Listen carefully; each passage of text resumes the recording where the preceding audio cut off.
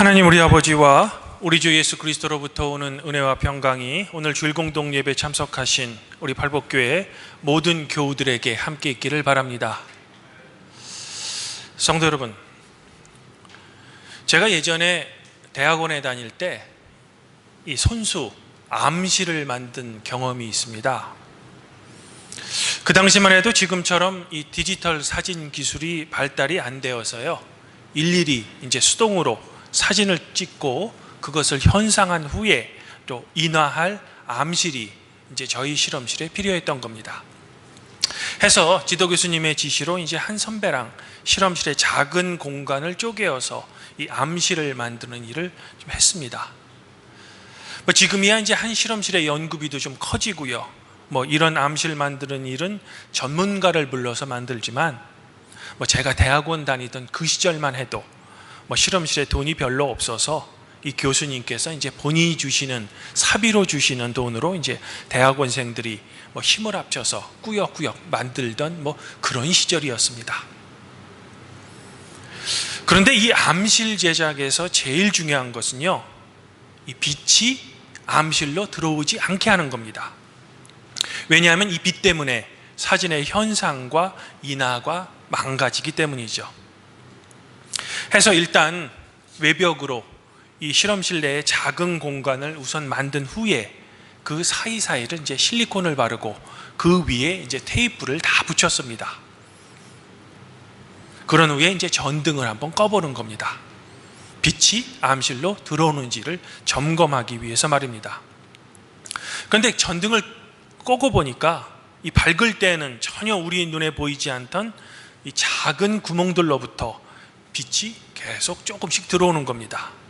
그러면 이제 그곳을 표시해 놨다가 테이프로 막고 또 불을 끈 후에 빛이 계속 들어오는지를 이제 다시 점검해 보는 겁니다. 정말 이런 수작업을 몇 번이나 반복한 후에야 이제 엉성하지만 그 나름대로는 사용할 수 있는 이제 실험실 내에 작은 암실이 만들어진 거죠. 그때 저는 정말 몸소 체험했습니다. 우리의 눈에는 보이지 않는 이 작은 구멍이 하나라도 있으면 그것을 통해 빛이 들어오는 겁니다. 그 구멍이 아주 작더라도 말입니다. 그리고 그 작은 구멍을 통해 들어온 빛은 공간 전체를 밝힙니다. 작은 빛이 자기보다 훨씬 큰 공간을 한순간에 점유해버리는 거죠. 이런 점에서 어둠은 빛을 결코 이길 수 없는 것 같습니다. 하긴 이런 점에서 보면 소금도 이 빛과 유사한 점이 있습니다.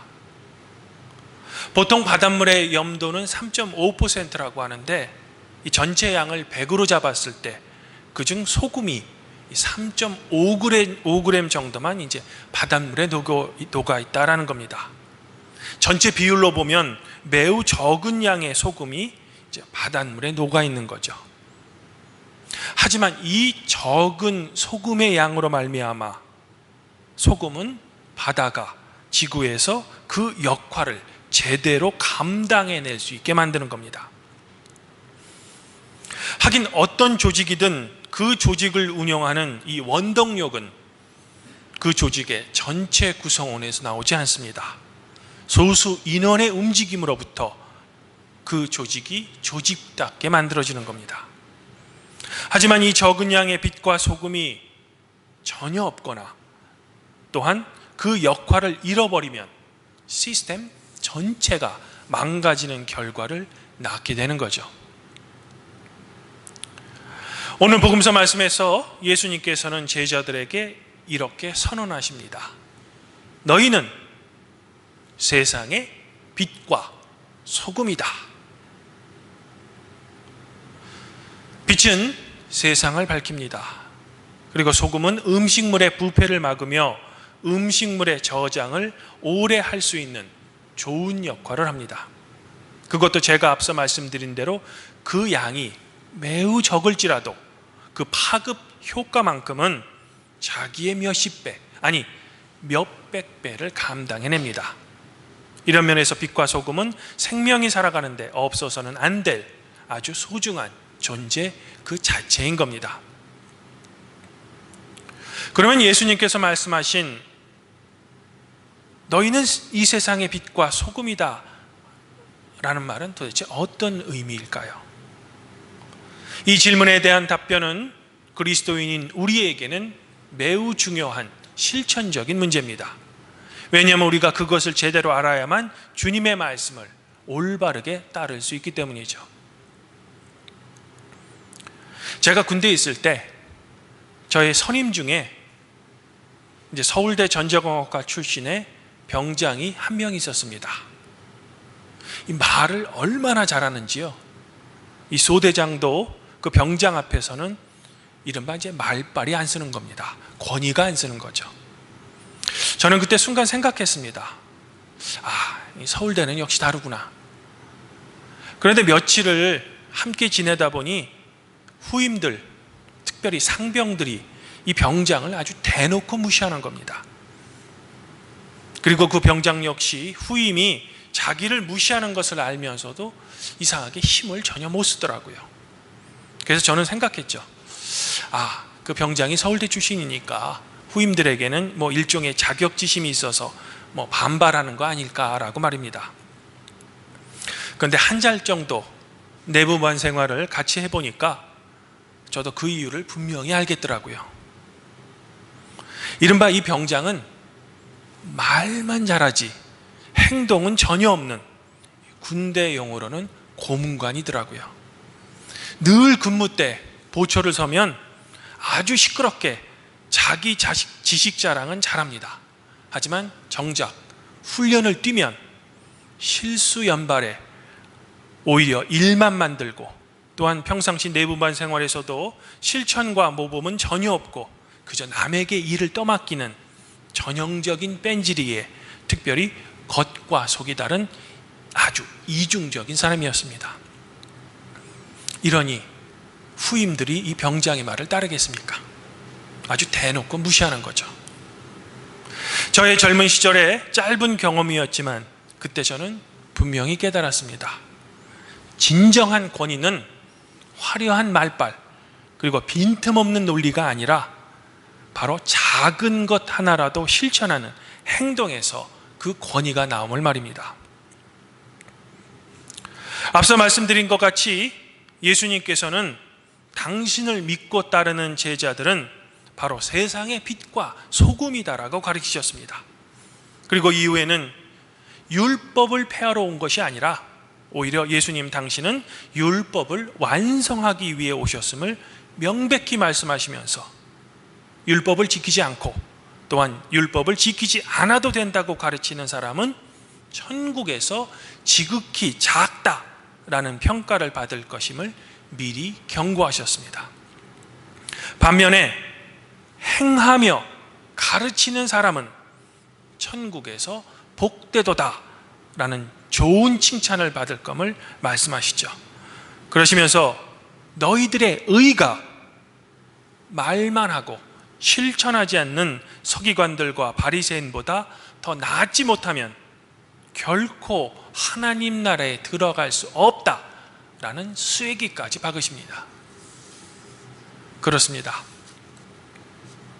결국 예수님을 우리의 주님이라고 고백하며 따르는 우리 그리스도인들이 정말로 이 세상의 진정한 빛과 소금이라면 우리는 그저 그럴싸한 말로 우리의 정당성을 주장하고 또한 우리의 행동에 그럴싸한 포장을 입히기보다는 우리의 삶 속에서 예수님께서 우리에게 보여주신 조그만 가르침에 관한 행동과 실천이 반드시 있어야 된다는 겁니다.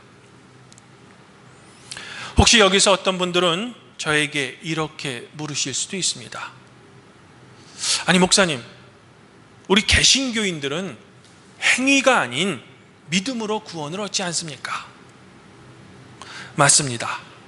우리는 우리의 행위가 아닌 오직 믿음으로 말미암아 하나님으로부터 의롭다라는 판결을 받습니다. 이것은 우리 개신교회, 특별히 우리 루터교의 교리 중에서 가장 중요한 핵심 교리입니다. 하지만 여기서 우리가 결코 간과해서는 안 되는 점은 올바른 믿음에는 반드시 행동과 실천이 수반되어야 한다는 겁니다. 야고보는 행함이 없는 믿음은 그 자체가 죽은 믿음이라고 했습니다. 하지만 그보다 더 정확한 표현은 행함이 없는 믿음은 죽은 믿음이 아니라 그냥 믿음 자체가 아닙니다. 즉 행함이 없다면 그것은 올바른 믿음이 아니라는 겁니다. 그러나 보다 더 중요한 것은 이 행함에 있어서 그 진정성 또한 없다면 그것 또한 올바른 믿음이 아닙니다.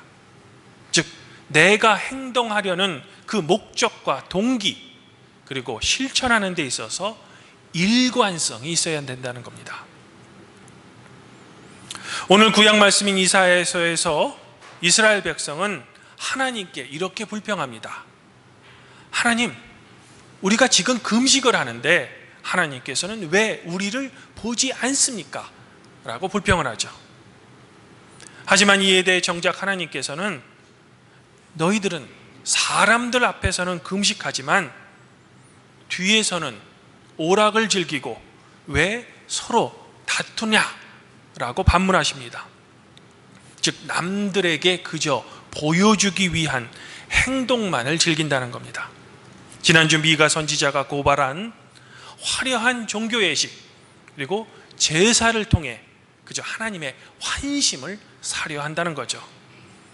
결론적으로 이런 겉과 속이 전혀 다른 행동, 다른 말로 하면 보여주기식 쇼로서는 진정 여호와가 바라는 금식이 아니라는 겁니다. 그러면 하나님께서 진정으로 바라시는 금식은 어떤 금식일까? 그것은 나의 주장을 관철하기 위해서 억지로 하는 금식이 아니라 바로 압제당하는 사람을 자유롭게 하며 굶주린 사람이 있으면 양식을 주며 헐벗은 사람을 보면 옷을 입혀주고 나그네를 보면 대접하는 진정성이 함께 있는 행동이 바로 여호와 하나님이 바라시는 진정한 금식이라는 겁니다. 바로 예수 그리스도가 당신의 공생의 전체를 통해서 먼저 행하시고 나중에 가르치신 하나님 나라의 복된 소식이라는 겁니다. 사랑하는 팔복교회 성도 여러분, 사도 바울은 오늘 고린도 교회에게 보내는 편지에서 사도가 하나님의 증거를 증거할 때, 즉 복음을 전파할 때 말과 지혜로 아름다운 것으로 전하지 아니하였다라고 고백합니다. 오히려 성령의 나타나심과 능력으로 나 사도 바울은 복음을 전하였다라고 말하고 있습니다. 바로 인간의 화려한 말과 지식 자랑이 아닌 성령의 인도하에 실천되는 하나님의 능력으로 나는 복음을 전도했다라고 고백하고 있는 겁니다. 이런 점에서 사도 바울은 위대한 신학자이기 전에 대단한 실천가였으며 목회자였으며 선교사였던 겁니다. 이제 저의 말씀을 정리합니다. 예수님께서는 오늘 복음서 말씀에서 당신을 따르는 제자들과 우리들을 향해서 너희들은 바로 이 세상의 빛과 소금이다라고 선언하셨습니다. 그리고 빛과 소금은 양적으로는 적더라도 그 영향력은 매우 커서 만일 빛과 소금이 제 기능을 제대로 하지 못하면 우리 사회 전체가 망가지는 엄청난 결과를 낳게 될 겁니다. 하지만 그 반대로 양적으로는 매우 부족할지라도 빛과 소금의 역할이 제대로 이루어진다면 우리 사회는 더욱 정의롭고 밝아질 것입니다. 이런 면에서 이 세상 속에 그리스도인의 역할은 예나 지금이나 매우 중요하다고 할 수 있는 거죠.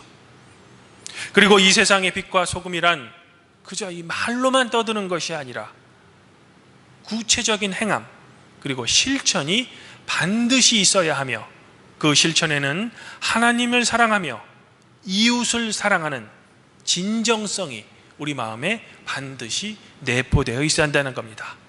바로 그러할 때 우리는 우리의 믿음으로 말미암아 이 세상을 엄청난 악으로부터 지켜내는 빛과 소금인 것입니다. 아무쪼록 지금 이 시간 간절히 바라기는 악이 이 세상을 지배하고 또한 불의가 선을 삼키며 거짓말이 진리를 짓밟는 것 같은 이 혼돈 같은 어두운 시대에 우리 그리스도인들이 진정한 빛과 소금의 역할을 제대로 감당해내서 이 세상의 선과 진리를 그리스도 예수 안에서 지켜내기를 저는 간절히 소망해 보고 싶습니다. 그리고 그 결과 우리 사회가 모든 사람, 특별히 사회적 약자들에게 보다 더 정의롭고 공평해지기를 더불어 소망해 보고 싶습니다. 이 세상의 빛과 소금이 되는 우리 팔복교회 성도 여러분들 자신과 여러분의 가정에 하나님의 축복과 그분의 놀라운 지혜가 늘 함께 있기를 성부와 성령과 함께 지금도 우리를 다스리시는 성자 우리 주 예수 그리스도의 이름으로 간절히 축원드립니다. 그리하면 모든 지각에 뛰어나신 하나님의 평강이 그리스도 예수 안에서 성도 여러분들의 마음과 생각을 지키실 것입니다.